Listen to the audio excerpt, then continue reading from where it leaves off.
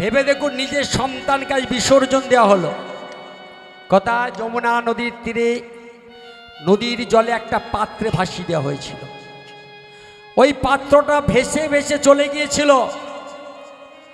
অধিরথ, তার স্ত্রীর নাম ছিল রাধা, ওরা ছিল নিঃসন্তান। রাধার অনুরোধে অধিরথ ওই যমুনায় ঝাঁপ দিয়ে এই পাত্রটাকে ধরে এনে দেখলো যে তার ভেতরে একটা সদ্য প্রসবিত ছেলে। সেই ছেলেটাকে নিয়ে রাধা মানুষ করেছিল। ভগবত ভক্তমণ্ডলী, আপনারা কেউ বলতে পারেন ওই ছেলেটার তখন কি নাম হয়েছিল? কর্ণ? না মা, কর্ণ অনেক পরে। তখন ওর নাম হলো বসু সেন।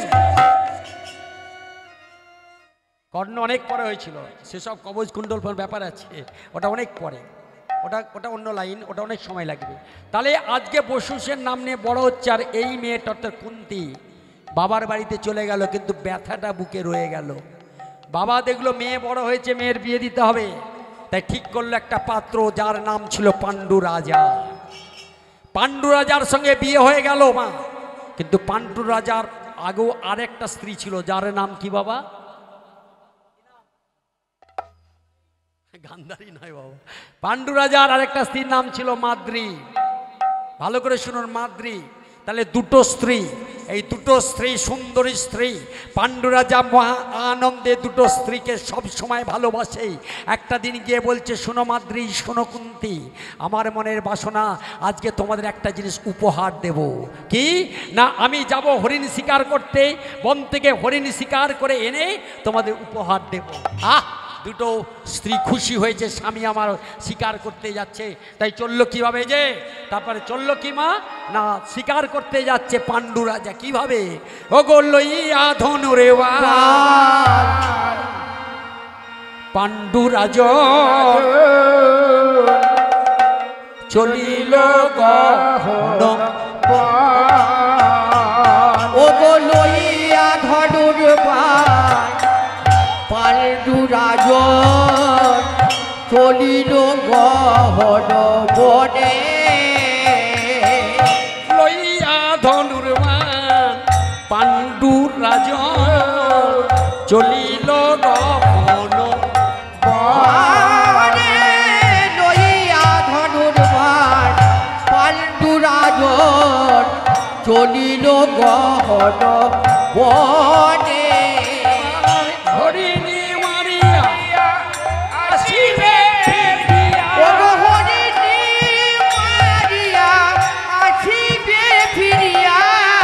হরিণী মারিয়া আসিবে ও গো হরিণী মারিয়া আসিবে ফিরিয়া। এই বাসনা ছিল মনে, এই বাসনা ছিল মনে।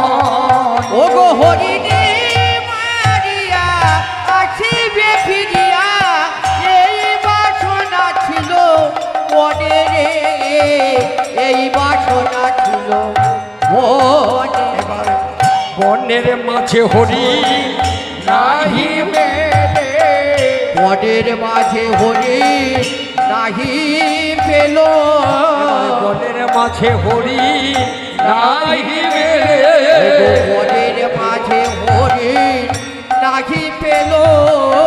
শুধুই ঘুরে বনে বনে, বনের মাঝে হরি নাহি মেলে। ও গো শুধুই ঘুরে বনে বনে, শুধুই ঘুরে বনে ও গো বনের মাঝে হরি নাহি পেল। কেবল ঘুরে বনে বনে, বনের মাঝে নাহি পেল। শুধুই ঘুরে বনে বনে, বনের মাঝে হরি নাহি পেল। আগেবার গৌর হরি হরি ও গো শুধুই ঘুরে বনে বনে, বনের মাঝে হরি নাহি পেল। ভগবত ভক্তমণ্ডলী মায়েরা বনে বনে ঘুরলো, বনে একটা হরিণ পেল না। এবার মায়েরা বলেন তো, দুটো স্ত্রীকে কথা দিয়ে গিয়েছিল হরিণ এনে দেখাবো, যদি না আনতে পারে মান থাকবে, সম্মান থাকবে স্ত্রীর কাছে, চিন্তা করছে, বাড়ি আসছেন না। এবার কি করেছে, একটা জায়গাতে চিন্তা মগ্ন হয়ে বসে আছে। প্রায় বেলা অবসান হলো, সন্ধ্যা প্রায় আগত।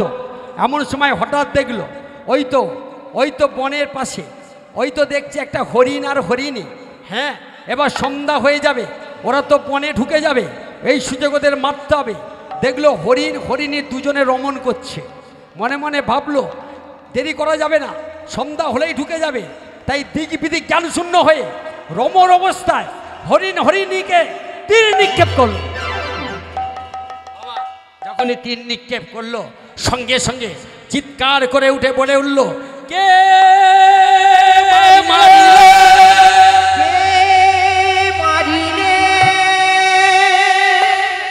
ওমা!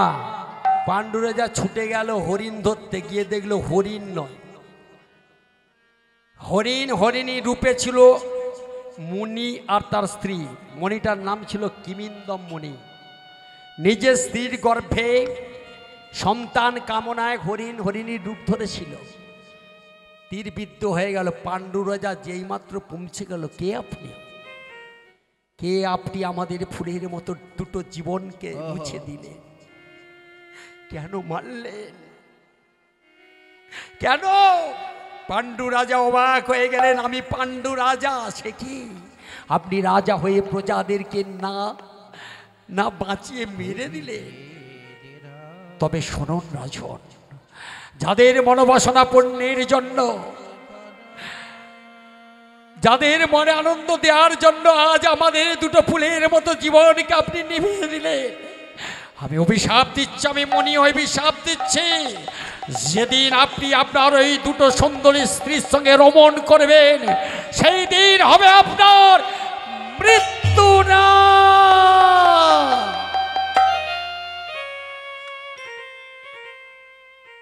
অভিশাপটা দিয়েই তারা দুজনে মারা গেল। চোখের জলে বুক ভাসিয়ে পাণ্ডু রাজা নিজে যখন গৃহে ফিরে গেছেন, সমস্ত ঘটনা দুটো স্ত্রীকে ডেকে তখন বললেন। দুটো স্ত্রী দুঃখে ভেঙে পড়ে বললেন, ওগো রাজন, আজ থেকে আমরাও প্রতিজ্ঞা করছি ইন্দ্রকে দমন করে থাকব, আমরাও আর স্বামীর সঙ্গে মিলনে আবদ্ধ হব না। কিন্তু মাগো, বছরের পর বছর যেতে যেতে একটা দিন পাণ্ডু রাজা নিজেই ভাবলেন, হাই যদি এইভাবে চলতে থাকে, জন্মালে মরিতে হবে, অমর কে কথা থাকে। জন্ম যখন হয়েছে, একদিন আমি মরে যাব, কিন্তু আমার বংশ রক্ষা হবে কি করে? এত রাজ ঐশ্বর্য কে দেখবে? চিন্তা করতে করতে দুটো স্ত্রীকে ডেকে বললেন, শোনো মাদ্রী, শোনো কন্তি, আমি তোমাদের স্বামী হয়ে, মায় দেখুন এই যে অর্ডার দিচ্ছে, এবার স্বামী অর্ডার দিচ্ছে, ওই যে পরপুরুষ ধরার অর্ডারটা, আমি তোমাদের স্বামী হয়ে তোমাদের অনুমতি দিলাম, আমি রমণ করলে আমার মৃত্যু হবে, তথাপি সন্তান হবে না, তাই আমি তোমাদের অনুমতি দিলাম, তোমরা সৎ ব্রাহ্মণ ডেকে তোমরা গর্ভে সন্তান নাও। ভগবত ভক্তমণ্ডলী মায়েরা, এই খবরটা শোনা মাত্রই কন্তি ভাবলেন, এবার তোমার সুযোগ এলো।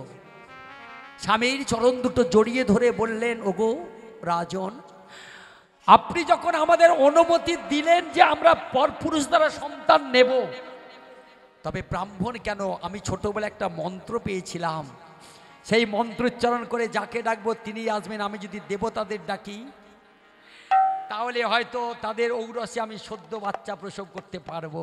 তবে আপনি যদি অনুমতি দেন। সঙ্গে সঙ্গে পাণ্ডু রাজা বলে উঠলেন, অনুমতি আমি দিলাম কুন্তি, তুমি তোমার মনের মতো পতি নির্বাচন করে তুমি সন্তান নাও। এই যে অনুমতি দিল, সঙ্গে সঙ্গে ধর্মকে আহ্বান করলেন। ধর্মের ঔরসে কুন্তির গর্ভের প্রথম সন্তান হলো যুধিষ্ঠির। ভগবত ভক্তমণ্ডলী দ্বিতীয়বারে কাকে আহ্বান করলেন? পবন দেবকে। পবনের ঔরসে কুন্তির গর্ভের সন্তান হলো ভীম। এরপরে দেবরাজ ইন্দ্রকে যখন স্মরণ করলেন, দেবরাজ ইন্দ্রের ঔরসে কুন্তির গর্ভের সন্তান হলো অর্জুন। কি ও মা, কটা হলো? 3টে হলো। আর একটা কথা হয়েছিল কুমারী অবস্থা, তাহলে কটা হলো? 4টে। আর কি বাড়লো না? তাহলে নকুল সহদেব এলো কথা থেকে। ভগবত ভক্তমণ্ডলী মায়েরা, একজন দুটো সতীন, কে কে? মাদ্রি আর কুন্তি। একজন মা ডাক শুনছে আর একজন শুনতে পায় না, তার মনে কষ্ট হবে না? দোষটা কি তার ছিল? মাদ্রির ছিল। মাদ্রি দেখলো আমরা 2 সতীনে ঝগড়া করব না, যদি করতে হয় তো আসল জায়গায় ধরি। ছুটে গিয়ে কি করলো মা? স্বামীর চরণ দুটো জড়িয়ে ধরে বলছো, গো আপনি ভুল করলেন আর পাপ ভোগ করছি আমি। হ্যাঁ, আপনি সেখানে গিয়ে কি করলেন? সেই অপরাধে আপনি অভিশপ্ত হলেন। আর আমারই সতীন, ওই যে আমারই বোনটা কুন্তী, সে আজকে দেখো মা ডাক শুনছে, আর আমি কি অপরাধ করলাম? আমি কি মা ডাক শুনতে পাবো না? ওগো স্বামী, কৃপা করে একবার যদি ওই বোনটাকে বলে আমাকে একবার মন্ত্রটা দেন। দেখুন গড়াই ধরেছে। সঙ্গে সঙ্গে জানছে আমি যদি সরাসরি বলি তাহলে হয়তো বোনটা কুন্তী আমাকে বৈমুখ করে দিতে পারে। স্বামীকে ধরেছে, স্বামী তাই গিয়ে এবার কি সুন্দর কুন্তীকে বলছে, কুন্তী বলুন স্বামী। কুন্তী দেখো, তোমরা 2টো বোন, মাদ্রি আর কুন্তী, তোমরা আমার 2টো স্ত্রী। একটা কথা বলবো, তুমি রাখবে? বলছে কি কথা বলুন? তুমি বলছে আপনি তো আমার স্বামী, স্বামীর কথা রাখবো না? সতী নারীর প্রতি হলো জীবনের পুজিতে এলাম ভবে চরণ তোমার, পুজিতে গৌর হরি হরিব এলাম ভবে চরণ তোমার, চরণ চরণ তোমার।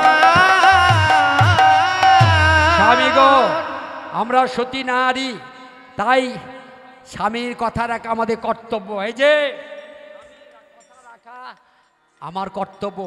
আপনি আমায় বলুন কি করতে হবে? কিছু না। এই যে কি করতে হবে না, মন্ত্রটা একবার তোমার দিদিকে দিতে হবে। সঙ্গে সঙ্গে স্বামীর কথা রাখতে সেই দিন কুন্তী মন্ত্রটা একবার দিয়ে দিল মাদ্রিকে। যেই মাত্র মাদ্রিকে মন্ত্রটা দিয়েছে, মাদ্রি বুঝে নিয়েছে আর আমি সুযোগ পাবো না। দিদি বোনটা এখনই 3টে সন্তানের মা হয়ে গেছে, আমাকে কমপক্ষে 2টো সন্তান নিতে হবে। তাই সঙ্গে সঙ্গে একসঙ্গে যুগল দেবতা অশ্বিনী আর রেবন্তকে স্মরণ করল। যখনই অশ্বিনী আর রেবন্তকে স্মরণ করেছে, তাদের ঔরসে যমজ সন্তান হলো নকুল আর সহদেব। মায়েরা বুঝতে পারলেন? তাহলে কটা হলো? 5টা। কিন্তু মহাভারতে প্রমাণ করছে পঞ্চপাণ্ডবের জননী কুন্তী কেন। এই যে অশ্বিনী আর রেবন্ত, এরা তো অন্য কেউ নয়। কে গো? কে ছিল? অশ্বিনী রেবন্ত কার ঔরসে জন্ম হয়েছিল? আপনারা জানেন, সূর্যের কন্যার নাম ছিল সংজ্ঞা, তাই তো? সংজ্ঞাকে কে বিয়ে করেছিল? এই যে হরিবল বিশ্বকর্মার মেয়ের নাম ছিল সংজ্ঞা। কে বিয়ে করেছিল? সূর্য। সূর্য যখন বিয়ে করেছিল সংজ্ঞাকে, ও মা, এমন সময় সূর্যের শক্তি সে পারছিল না সহ্য করতে, তাই তাদের একটা ছেলে একটা মেয়ে ছিল, জমার যমুনা। হয়েছিল কি না? জমার যমুনা হয়েছিল। কিন্তু এমন সময় সূর্যর ওই তেজ সহ্য করতে পারছিল না। সংজ্ঞা মনে মনে ভাবলো, না না না না, আমি এই স্বামীর ঘর করব না, আমি পালাবো। কিন্তু যাব কি করে? যেতে যদি না দেয়। তাই ঠিক করলো, ছলনা করে ছায়া সংজ্ঞা সৃষ্টি করে চলে গিয়েছিল বাপের বাড়িতে। মায়েরা বলুন তো, বাপের বাড়িতে যদি মেয়ে চলে যায় সংসার ছেড়ে, বাবা মা জিজ্ঞাসা করে না, কিরে মা কেন এলি? বলে তো, জামাই কোথায়? তুই একা হঠাৎ চলে এলি? সত্য কথাটা বলতে হয়। সেদিন সংজ্ঞা বলেছিল বিশ্বকর্মাকে, বাবা তোমার জামাইয়ের তেজ শক্তি আমি সহ্য করতে পারি না। বলে চিন্তা করিস না, আমি সাইজ করে দেবো, আমি কুঁদে ফেলে ওকে একবার সাইজ করে দেবো, চিন্তা করতে হবে না। তখন তুই চলে যা মা, চলে যা। বাবার কথা বিশ্বাস না করে সংজ্ঞা চলে গিয়েছিল উত্তর মেরুতে, ঘরে আসেনি। আর ছায়া সংজ্ঞার সঙ্গে রমণ করেছিল, সেখানেও দুটো সন্তান হয়েছিল মা। কিন্তু একটা সময় ওই ছায়া সংজ্ঞা যখন আছে এমন আর খেলছে কে জম, খেলতে খেলতে হঠাৎ পা ছুটছে, মাটা পাশে বসে আছে। ও মা, মা যদি পাশে বসে থাকে ছেলে তো খেলা করে, মহা আনন্দে জম যখন খেলা করছে পা ছুটতে ছুটছে একটা লাথি লাগলো ওই ছায়া সংজ্ঞা। যেই মাত্র লাগলো সঙ্গে সঙ্গে অভিশাপ দিল, এই তোর এত সাহস, তো নিজের মা হয়তো অভিশাপ দিল, তোকে আমি অভিশাপ দিচ্ছি, যেই পায়েতে তুই আমায় লাথি মারলি সেই পায়েতে তোর গদের সৃষ্টি হয়ে যা। বাড়িতে যদি কারো ফটো থাকে, জমের ফটো দেখবেন একটা জায়গা থেকে পুজ রক্ত বেরিয়ে আসছে, দেখবেন কি ওই অভিশাপ দিয়েছিল কে? ওর সদমতা ছায়া সংজ্ঞা, নিজের মা নয়। এমন খবরটা পেয়ে কাঁদতে কাঁদতে ছুটে গিয়েছিল জম বাবার কাছে। বাবাকে গিয়ে বলেছিল, বাবা এই অবস্থা কেন হলো? সঙ্গে সঙ্গে সূর্য দেখলো, সে কি, মায়ের অভিশাপ তো কখনো ফলে না। মা তো অনেক কথা ছেলেকে বলে, মায়ের অভিশাপ তো ফলার কথা নয়। এ তুমি? হঠাৎ ধ্যান করে দেখলো, এ তো আমার সংজ্ঞা নয়। সংজ্ঞার খোঁজে চললো, হঠাৎ ধ্যানে দেখলো উত্তর মেরুতে অশ্বিনী রূপ ধরে ঘুরে বেড়াচ্ছে। সেই সময় ওই সূর্য অশ্ব রূপ ধরল। ওমা, অশ্ব রূপ ধরে গিয়ে সেখানে 12 বছর রমণ করেছিল। সেই 12 বছর রমণের ফলে সেইখানে যমই সন্তান সৃষ্টি হয়েছিল, অশ্বিনী আর রেবন্ত। এ নাম বলো রে বদনে, শুনো রে শ্রবণে, মধুমাখা কৃষ্ণ নাম। একবার বলো রে বদনে, শুনো রে শ্রবণে, সুধা মাখা কৃষ্ণ নাম বলো রে বদনে, শুনো রে শ্রবণে, মধুমাখা কৃষ্ণ নাম। একবার বলো রে বদনে, শুনো রে শ্রবণে, সুধা মাখা কৃষ্ণ নামের প্রভাবে জ্বালা দূরে যাবে, নামের প্রভাবে জ্বালা দূরে যাবে, নামের প্রভাবে জ্বালা দূরে যাবে, হরি নামের প্রভাবে জ্বালা দূরে যাবে, সুশীতল হবে প্রাণ, সুশীতল হবে প্রাণ। হরি নামের প্রভাবে জ্বালা দূরে যাবে, নামের প্রভাবে জ্বালা দূরে ওরে সুশীতল হবে প্রাণ, সুশীতল হবে প্রাণ। নাম বলো রে বদনে, শোনো রে শ্রবণে, সুধা মাখা কৃষ্ণ নাম। একবার বলো রে বদনে, শোনো রে শ্রবণে, সুধা মাখা কৃষ্ণ বলো রে বদনে, উলুধ্বনি মায়ের উলুধ্বনি, তাই গৌর হরি হরি একবার বলো রে বদনে, শোনো রে শ্রবণে, সুধা মাখা কৃষ্ণ একবার বলো রে বদনে, শোনো রে শ্রবণে, সুধা মাখা কৃষ্ণ রাধা রানী কি, শ্যাম সুন্দর কি, মদন মোহনী কি, ভগবান ভগবান মণ্ডলী মায়েরা। তাহলে কটা হলো সন্তান? সন্তান কিন্তু হয়েছে 5টা, তবে দুজনের, তাই তো? কুন্তির হলো 3টে, মাদ্রির হলো 5টা। তাহলে মহাভারতে পঞ্চপাণ্ডবের জননী বলা হচ্ছে কেন? কেন বলা হলো কুন্তিকে পঞ্চপাণ্ডবের জননী? যিনি আমরা সবাই বলি 5টা সন্তান, তারও কিন্তু কারণ আছে। ওমা, ভালো করে লক্ষ্য করুন কেন এটা হলো। আজকে দেখুন, কেউ যদি পাপ করে, পাপ ভোগটা কে করবে মা? কে করবে? তাকে নিজেকে করতে হবে। আমরা তাহলে এক এক করে সবাই পাপ করছি। এই পাপটা কবে থেকে শুরু করেছি? না, পাপটা শুরু করেছি আমাদের যখন জন্ম হলো, যখন আমরা কথা বলতে চলতে শিখলাম, তখন থেকেই পাপ হচ্ছে। কিন্তু একটা কথা ভেবে দেখুন, সেই পাপটা করতে করতে একটা সময় বলছে 12 বছর পর্যন্ত নাকি পাপ করা যাবে না, মানে পাপ করলেও সেটা পাপ বলে লিখা হবে না। কেন? 12 বছর পর্যন্ত পাপ করলে লিখা হবে না কেন? না, এটার একটা কারণ আছে। কথায় ছিল একটা মুনি ছিল, যার নাম হলো মান্ডব্য মুনি। সেই মান্ডব্য মুনি তিনি ঠিক করেছিলেন, এত যে বিষয় আসল সম্পত্তি আমাদের আছে, এই সম্পত্তি আমি সব দান করে দেব। কি হবে? এই অসার সংসারে কিছুই নেই, আমার বলতে কিছু নয়, তবে এ যুগে যদি আমি ভগবানের নাম করি পরজন্মটা আরও আমার ভালো হবে। তাই সব কিছু দান করে একটা ছোট্ট আশ্রম করে সেখানে সিদ্ধান্ত নিয়েছিল যে আমি বাহু দুটো উপরে তুলব, নয়ন দুটো মুদিত করব, করে ভগবানকে ডাকবো, ঘুমাবো না, খাবো না। কি গো মা, কঠোর তপস্যা। তাই কি করলেন মা, একটা আশ্রম করে বাহু দুটো তুলে দিয়ে ভগবানকে ডাকছে মনে মনে অন্তর্জগতে, ভগবানকে ডাকছে মান্ডব্য। আপনারা সবাই একটু ডাকতে পারেন আমার সঙ্গে, আর যদি না পারেন মাঝে মাঝে একটু উলুধ্বনি শঙ্কধ্বনি করতে পারেন, কি সিচুয়েশন অনুসারে মনের কথা জানান, কারণ ওই মনের ইচ্ছা যেটা ভগবানকে জানাচ্ছে আর ডাকছে। ও হে কৃষ্ণ কৃষ্ণ করুণা সিন্ধু দীনবন্ধু জগৎপথে গোপীশ গোপিকাকান্ত রাধাকান্ত নমস্তে ওম নমো ব্রহ্মণ্য দেবায় গো ব্রহ্মণ্য হিতায় চ জগৎহিতায় কৃষ্ণায় গোবিন্দায় নমো নমো তত্ত্বকাঞ্চন গৌরাঙ্গিনী রাধা বৃন্দাবনের শরী শোভানো সুতাং দেবী স্তোয়াং নমামি হরিপ্রিয়া যে যথামাং প্রপদ্যন্তে স্তোয়াং তথৈব ভজাম্যহম মম বক্তানু বর্তন্তে মনুষ্যা পার্থ সর্বস্ব কাঙ্ক্ষন্তেমি কর্মণাং সিদ্ধি যজন্তি হো দেবতা বিপ্রমে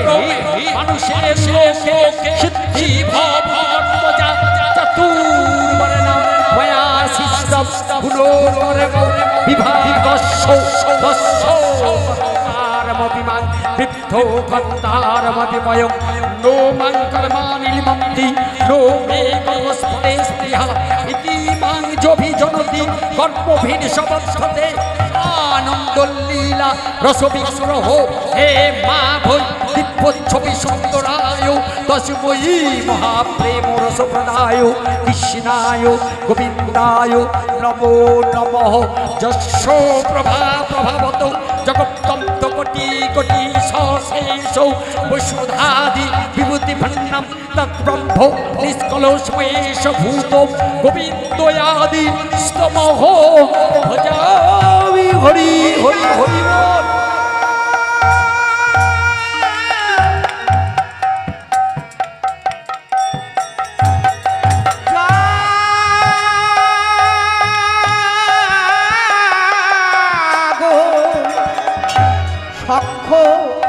চক্র গদা পদ্মধারী জাগো জাগো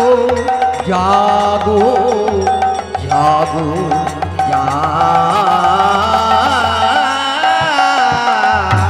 জাগো। ভগবত ভক্তমণ্ডলী নয়ন মুদিত করে বাহু উত্তোলন করে যখন ভগবানকে ডাকছেন, আর সেই রাজ্যের রাজা দেখছেন তার রাজত্বে ডাকাতি হচ্ছে।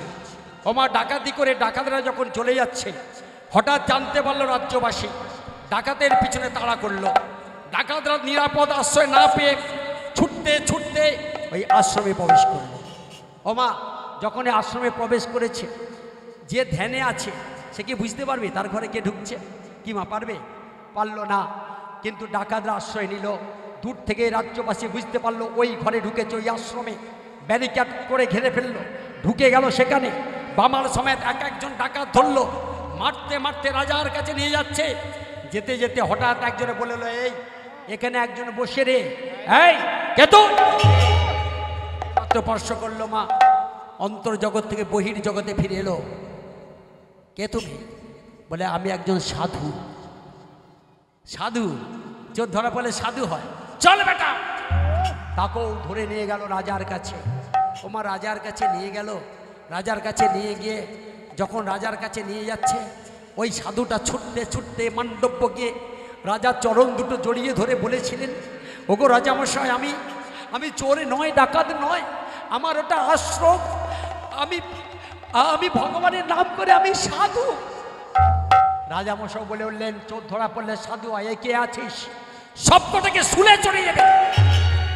ভগবত ভক্ত মণ্ডলী মায়েরা সঙ্গে সঙ্গে তাকে দেখলো সব আস্তে আস্তে শুলে চড়ি। রসুল মানে এখন যেমন ফাঁসি, তখন ছিল বল্লম, বল্লমের ফলার মতো বিষ মাখানো, শরীরে ঢুকে যাবে, বিষ ঢুকে যাবে, মারা যাবে। সব ডাকাতরা মারা গেল মা, কিন্তু ওই ঋষিটা মারা গেল না। রাজামশাই সিংহাসন থেকে দেখছে নাকি সবাই এক এক করে মারা গেলেন, অথচ ওই মানুষটা মারা গেলেন না। তাহলে সত্যিই কি উনি সাধু? এই কে আছিস, ওনাকে নামিয়ে নিয়ে এসো। ভগবত ভক্তমণ্ডলী মায়েরা যখন নামানো হলো, ও মা, তখন তার দেহে থেকে সেই অনি যে ঢুকেছিল সেটার বেরোলো না, কেটে দিল। শরীরের ভেতরে অনিটা রয়ে গেল। সেদিন থেকে মান্ডবের আর একটা নাম হলো অনিমান্ডব্য। রাজামশাই চরণ দুটো জড়িয়ে ধরে বলছো, ওগো ঋষিবর, আমি বুঝতে পারিনি, আপনি ঋষি, আমি বুঝতে পারিনি, আমায় ক্ষমা করুন। সেদিন মান্ডব্য রাজাকে বললেন, ওগো রাজন, এটা আপনার দোষ নয়। কেন এমন হলো আমাকে এটা জানতে হবে। তাই চলে গেলেন সাধন ভজনে। সাধন ভজনে গিয়ে যখন ভগবানকে স্মরণ করলেন, নেমে এলেন ধর্মরাজ। ধর্মরাজ এসে বললেন, মান্ডব্য, কিসের লাগি করেছো আহ্বান? এসেছো দয়াল, এসেছো ঠাকুর, তুমি নাকি ধর্মরাজ, তুমি নাকি ধর্ম নিয়ে থাকো, তাহলে আমায় বলে দিতে হবে। বলুন ধর্মরাজ, আমায় বলে দিতে হবে আজকে কি না কেন আমার এমন হলো? যারা ভগবানকে ডাকে তাদের এত কষ্ট কেন? আমি তো সব কিছু ত্যাগ করে ভগবানকে ডাকছিলাম, তাহলে আজকে আমার এত কষ্ট হলো কেন? বলে দিতে হবে। ধর্মরাজ বললেন, ওগো তুমি পাপ করেছো গো, পাপ।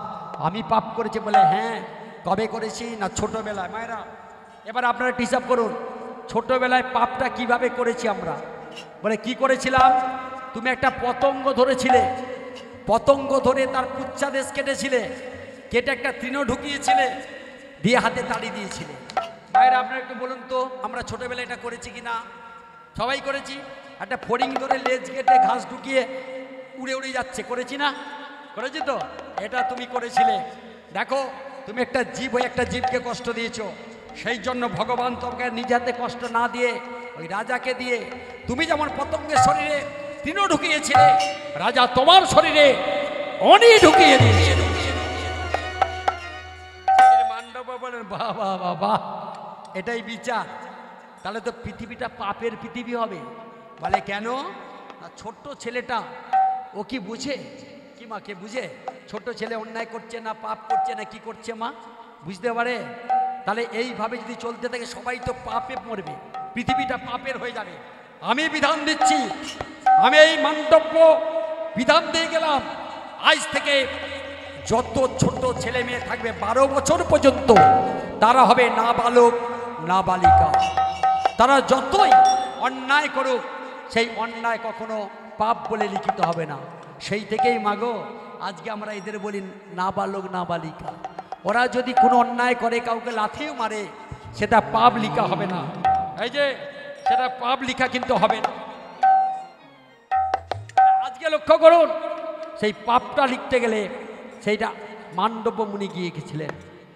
ভগবত ভক্তমণ্ডলী মায়েরা, আপনাদের একটা কথা বারে বারে আমি বলে যাই, ভগবানকে যদি বিশ্বাস করেন, ভগবানের প্রতি যদি আপনাদের বিশ্বাস থাকে, সেখান থেকে চলবেন না। যার কেউ নেই তার কে আছে মা? কে আছে? ভগবান আছে। এটা কি আমরা মানি? যদি মানতাম মা, তাহলে যখন দুঃখ কষ্ট হয় তখন কেন প্রতিবেশীকে বলি, কেন আত্মীয় পরিজনকে বলি? প্রতিবেশীকে বলবেন তো দেখবেন আপনার মনে আরো আগুন ধরিয়ে দেবে, আপনাকে আরো উত্তপ্ত করে দেবে, সংসার আগুন ধরিয়ে দেবে।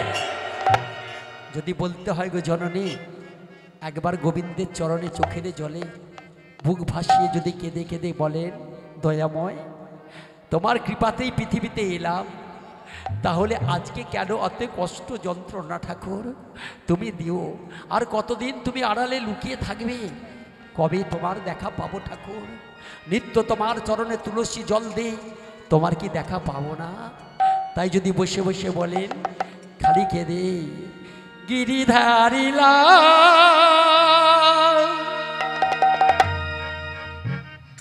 আরে কত আড়ালে আড়ালে রবি গিরিধারিলা আর কত আড়ালে আড়ালে রবে গিরিধারিলা আর কত আড়ালে আড়ালে রবি গিরিধারিলা আর কত আড়ালে আড়ালে রবে দেখা যদি নাহি দিলে ও গো নিরুদয় তবে কেন আশা দিয়ে ভরালে হৃদয় দেখা যদি নাহি দিলে গিরিধারিলা গৌর হরি হরি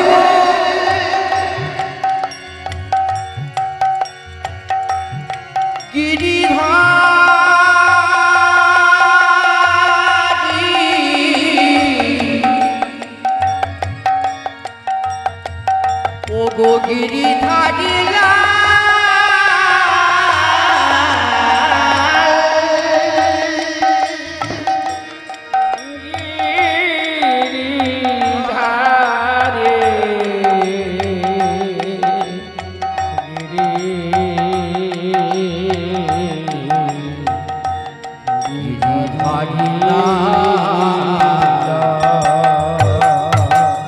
দেখা যদি নাহি দিলে ওকে নিরুদয় তবে কেন আশা দিয়ে ভরালে হৃদয় দেখা যদি নাহি দেবে ও গো নিরুদয় তবে কেন দেখা দিয়ে ও গো নিরুদয়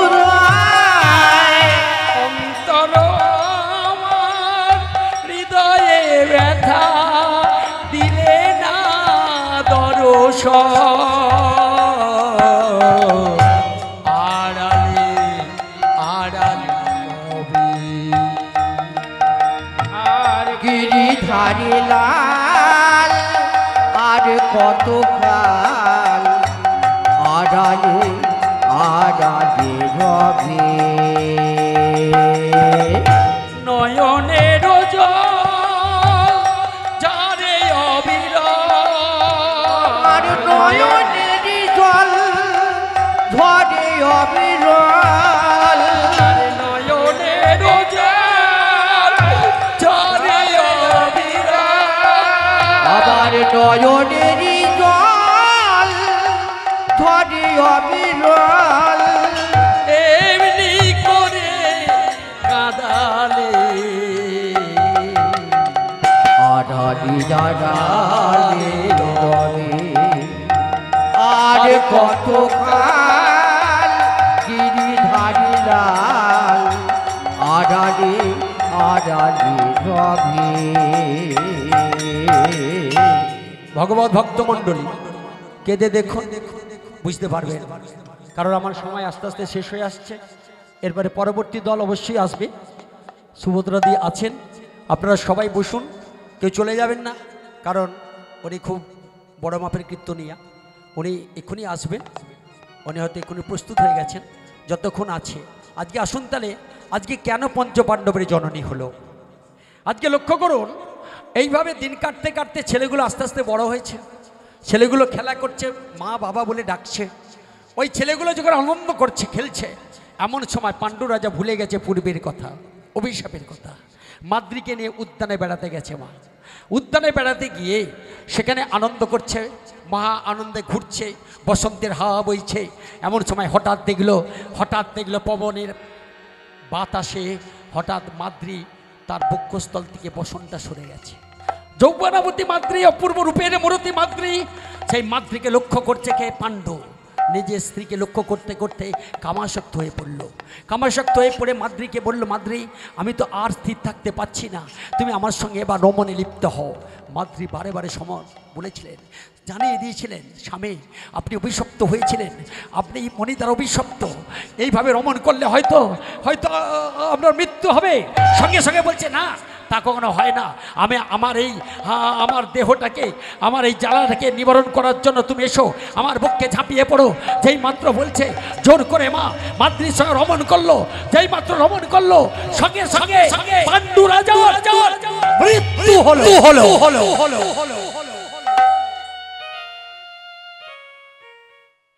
ভগবান ভক্তমণ্ডলী মায়েরা, মাদ্রি এই দৃশ্যটা সহ্য করতে পারল না, নিজেরকে অপরাধী বলে কাঁদতে লাগলো। এ আমি কি করলাম, আমার জন্য আজ আমার স্বামী মারা গেল না।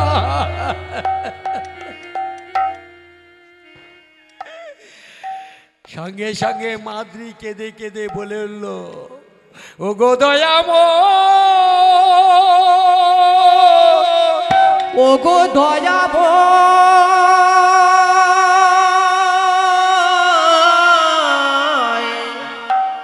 ও গো কৃপাময়, ও গো দয়াময়, ও গো কৃপাময়, ও গো দয়াময়, ও গো কৃপাময়,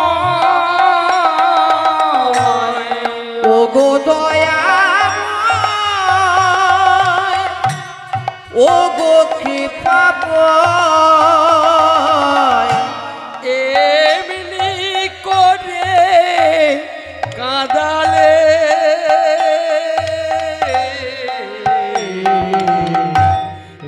এমনি করে কাঁদালে, ও গো দয়াময়,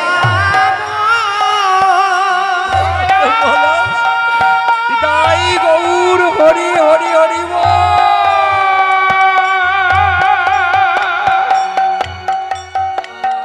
ও গো দয়াময়,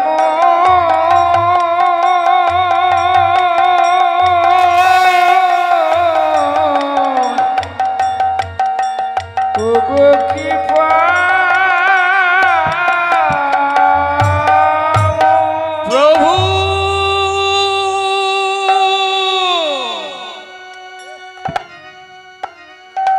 এ তুমি কি করলে ঠাকুর? তাই কাঁদতে লাগলো। কুন্তী বুঝতে পেরে ছুটে গেল, কি হয়েছে না, স্বামী হারা হলাম, আমি মরে যাব। কুন্তী বলল, আমিও মরে যাব। মাদ্রি বলল, সে কি, আমার ভুলে যখন এটা হয়ে গেল, ও বোন রে তুই মরিস না, তুই মরলে ছেলেগুলো কে দেখবে? তাই আজ থেকে আমার এই সন্তান দুটোকে তোমার হাতে দিয়ে গেলাম, আমি স্বামীর সঙ্গে সহমরণে গেলাম। আজ থেকে সারা মহাভারত জানবে পঞ্চ পাণ্ডবের জননী কুন্তীর তাই গৌর হরি হরি হরি হরি। ভগবৎ ভক্তমণ্ডলী দল এসে যাচ্ছে, তারা আজকে বুঝলেন কুন্তী কিভাবে সাধন ভজন করে কিভাবে মন্ত্র পেয়েছিল, সেই মন্ত্র উচ্চারণের মধ্য দিয়ে স্বামীর কথা মতো আজকে সে আজ কি হলো মা, আজকে পঞ্চপাণ্ডবের জননী হয়ে রইল। তাহলে দল আসছে, সবাই মিলে একটা হাতে তালি দিলে আমরা গাইব, বৃন্দাবনে বৃন্দাবনে ফুল ফুটেছে, ফুল ফুটেছে, বৃন্দাবনে ফুল ফুটেছে, লাল গোলাপার সাদা, কোন ফুলেতে কৃষ্ণ আছে, কোন ফুলেতে রাধা গো, কোন ফুলেতে রাধা। বৃন্দাবনে ফুল ফুটেছে, বৃন্দাবনে ফুল ফুটেছে, লাল গোলাপের সাদা, কোন ফুলেতে কৃষ্ণ আছে, কোন ফুলেতে রাধা গো, কোন ফুলেতে রাধা। হ্যাঁ, বৃন্দাবনে ফুল ফুটেছে, বৃন্দাবনে ফুল ফুটেছে, লাল গোলাপার সাদা, কোন ফুলেতে কৃষ্ণ আছে, কোন ফুলেতে রাধা গো, কোন ফুলেতে রাধা। বৃন্দাবনে ফুল নিতাই গৌর হরি হরি হরি। ফুলেতে কৃষ্ণ আছে, কোন ফুলেতে রাধা, কোন ফুলেতে রাধা। বৃন্দাবনে ফুল ফুটেছে, লাল গোলাপের সাদা, ফুলেতে রাধা